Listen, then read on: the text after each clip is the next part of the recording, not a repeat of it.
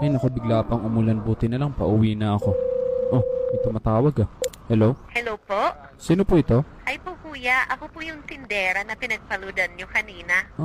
Bakit po kayo napatawag ate? May sasabihin kasi ako sa iyo kuya. Okay, sige po, ano po yun?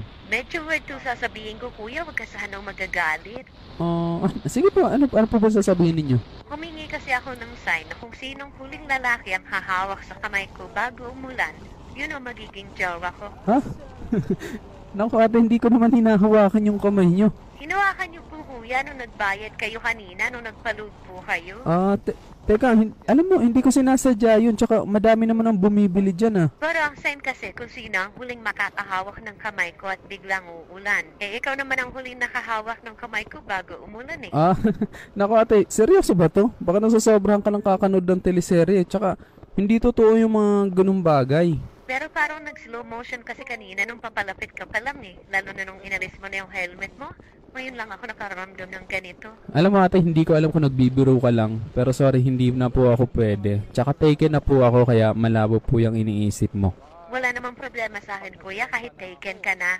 So paano kung tayo pala talaga nakatakda, di ba? Kasi ikaw yung nakahawak ng kamay ko bago umulan eh, kahit napakainit naman kanina, di ba? So ibig sabihin, yun na yung sign. Naku ate, medyo alanganin ako dyan. Lalo na di naman kita kilala talaga. Hindi ko nga nakita yung mukha mo kanina nung nagpa-load ako eh. Kaya sa iba na lang po, pasensya na po talaga. Eh dito ka naman ata palagi dumadaan eh, kaya pwede mo na ako makita. Baka magbago ang isip mo pag makita mo ako. Alam mo kasi matagal na akong single, mga 2 years na. Kaya nanunungkot na talaga ako. 2 years? Medyo matagal-tagal na nga po ah.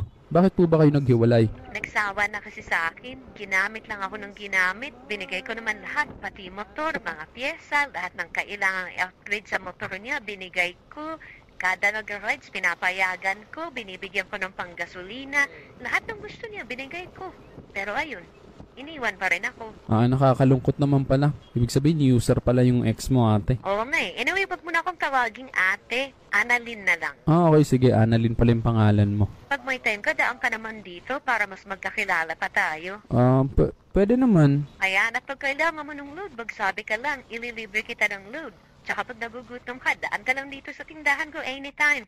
Lahat pwede mong kainin dito ng libre. Ha? Ay, grabe naman. Napakabait niya naman po pala kung ganun. Basta ikaw, kung kailangan mo pa nga ng allowance, magsabi ka na. Hindi na po, pero salamat po sa mga offer mo, Mama Annalyn. Basta ikaw, basta bumalik ka lang dito, ako bahala sa'yo, okay? Sige, salamat. Sige na, bye na. Ang lakas ng ulan, baka mapano ka pa. Ingat ka sa pagmumotor ha, madulas ang kalsada. Okay, sige, salamat. Bye.